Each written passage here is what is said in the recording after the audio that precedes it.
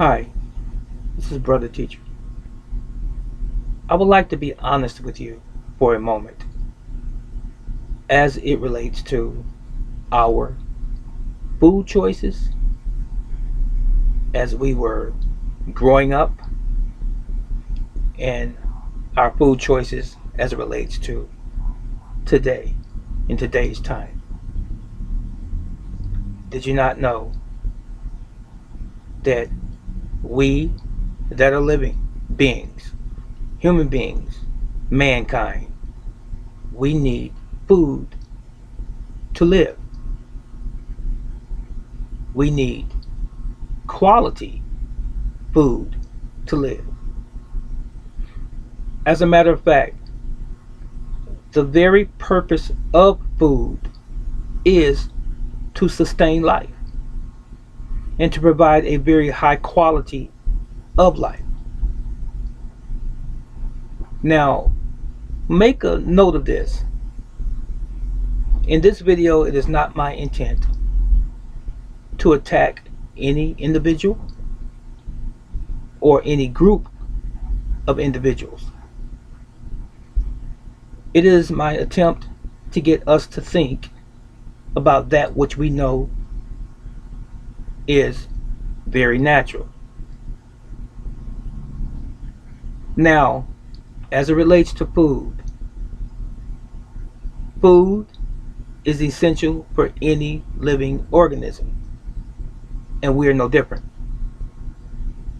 And as I pointed out a moment ago, the quality of food is essential if we want to have optimal health. But we don't receive the best food in America. We have it available to a great degree. We have lost some of the value in our foods because of mass production of food products, food that is stored in warehouses after it's manufactured, food that is in the grocery stores that sits on the shelves for several weeks until a consumer buys it. But therein lies the rub. Real food doesn't last forever. At some point in time, it's going to spoil, rot, putrefy, and be useless for human consumption. So, this video is about real food versus processed food. Real food, ladies and gentlemen, is that which comes directly from nature. Now, I'm not a large proponent these days on eating too much animal products. As a matter of fact, I eat a minuscule amount of animal products. I have been weaning myself off of animal products for quite a while now, and I'm doing exceptionally well. I can't say that I'm heading toward veganism or being simply a vegetarian, because I, like many of us, most of us, grew up with an American diet. And for the most part, that American diet has been highly consistent of junk food, processed foods. So there's an author of a book when I was a young man in my 20s. I think his name is Jethro Kloss.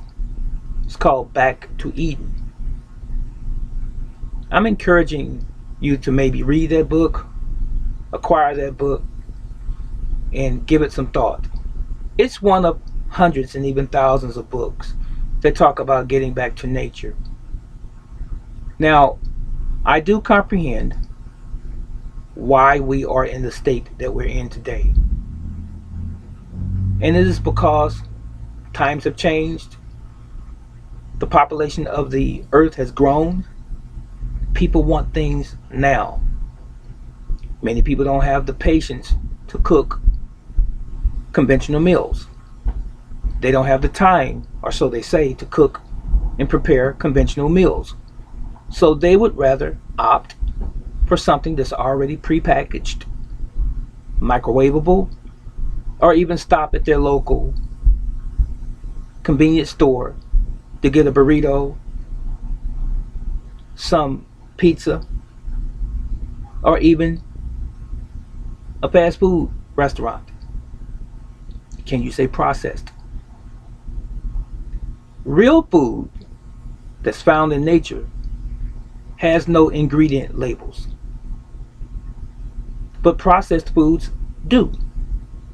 You see, when you go to your supermarket, your grocery store, it has been set up structurally for many, many years now that all of the real food is on the far perimeters of the store, on the outside of the store. And all of the things that are not so good, the processed foods, are in the center aisles. Your sugary foods and snacks, your glucose, high fructose corn syrup, beverages, and packages of cookies and cakes and pastries and so forth, all of your GMO or genetically modified organism foods, if you will, all of this stuff or food stuff, food like substances, it's in the middle of the store. Yet your produce, your fresh vegetables, are on the outside of the store. So is your meat department, fresh meat, and your dairy is on the outside of the store. So you have to travel through these other aisles, and oftentimes impulsively we begin to pick up these other things on the way to get the real stuff. So there are, in fact, some real food in your grocery store.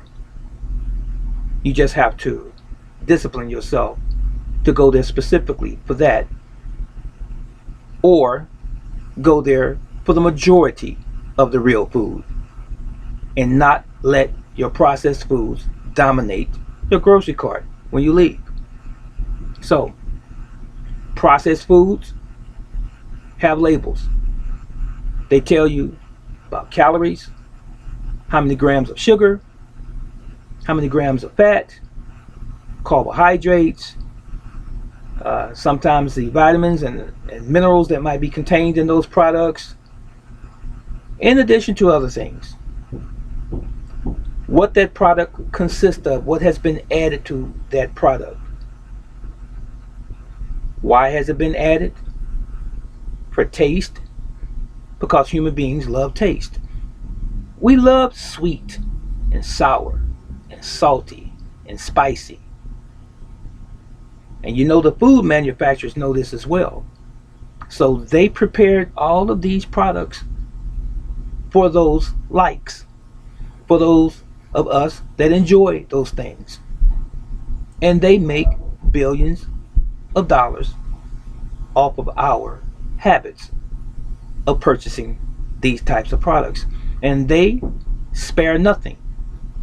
They continue to mix and match and increase in volume all of the different varieties of these types of products to keep us coming and to keep them more and more richer at the same time, and us unhealthy as a result.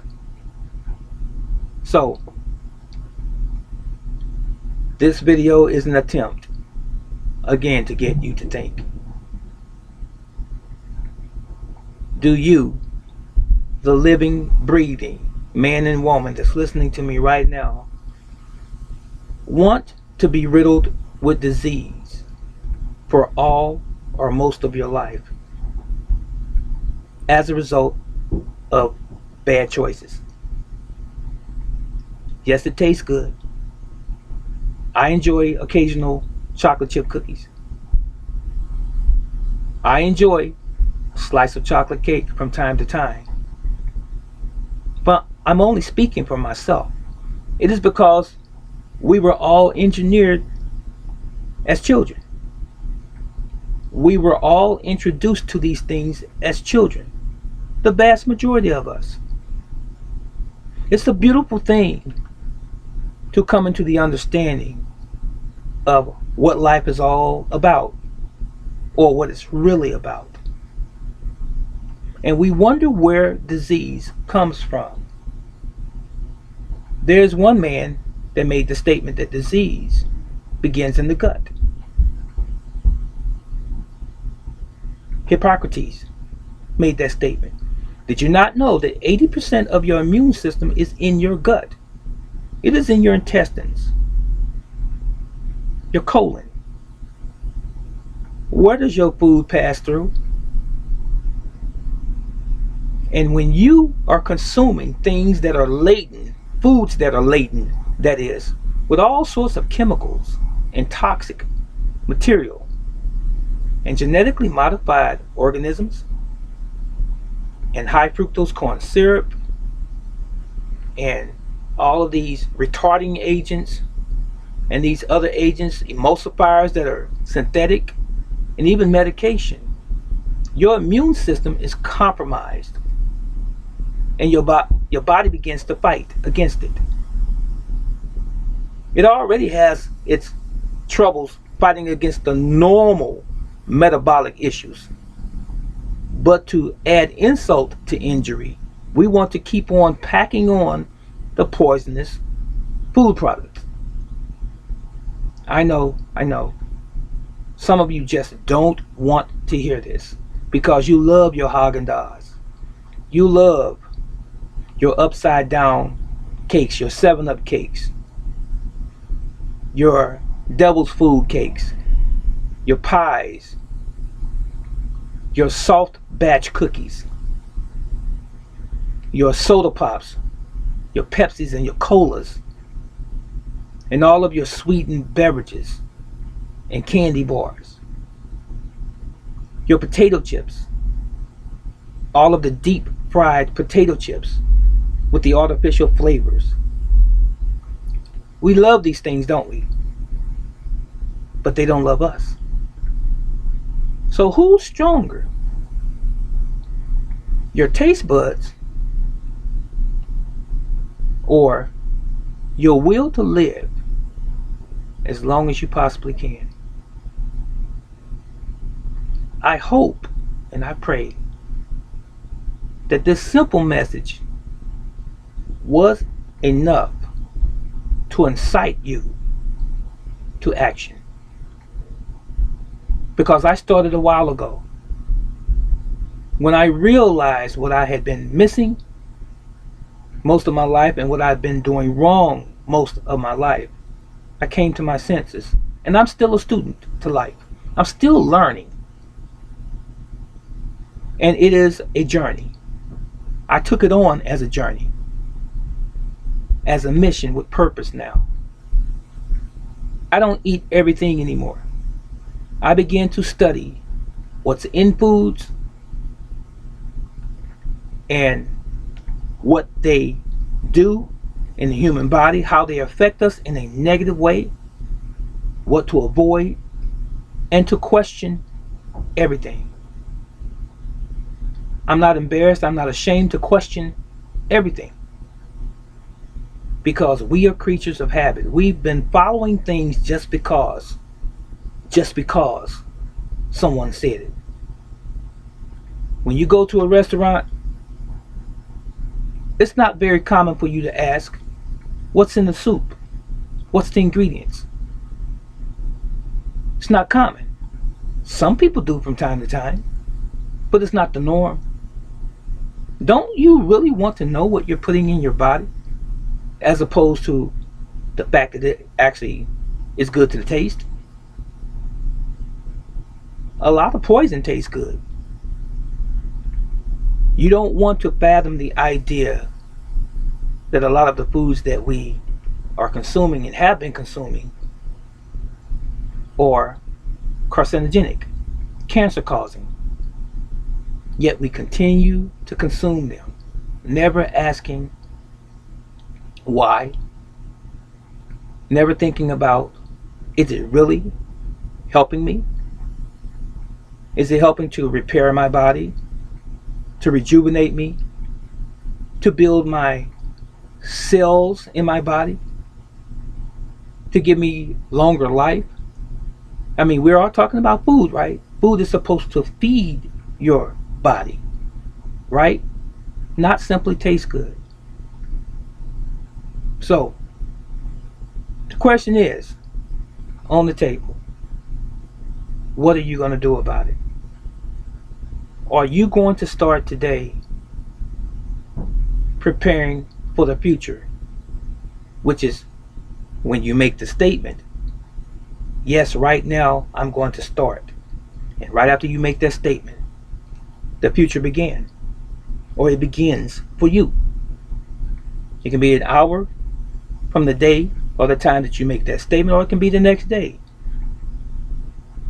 It's not that much of an issue when you start. The most important thing is that you start. But I would encourage you to start as soon as possible, because we don't know how long we have on this earth unless some unforeseen thing happens to us. But that which we control, we need to be about controlling it. And you control what you eat, what you put in your body, don't you? So choose today and invest in your health for the future. As I said, unlike you, I grew up in America on the American so-called diet, consuming things just because our parents gave it to us. They didn't know any better than we know. Our grandparents didn't know any better than we know. It's not a matter of what you didn't get back then and what they did not know and what they were not educated in. What's important is right now. What do you know right now? And as I forestated, real food doesn't have an ingredient label. When you go to a farm and you see collard greens and kale and spinach growing, you won't find a label coming out of the ground that says this contains this and that. Nature has already approved it. For those of you who eat meat, and if you feed your livestock the appropriate things from nature, they are even natural with no ingredient label. Why? Because they came from the earth as well. So why is it that we trust these scientists, these food manufacturers who are in this room splicing and dicing and adding all of these different concoctions together to stimulate our taste buds?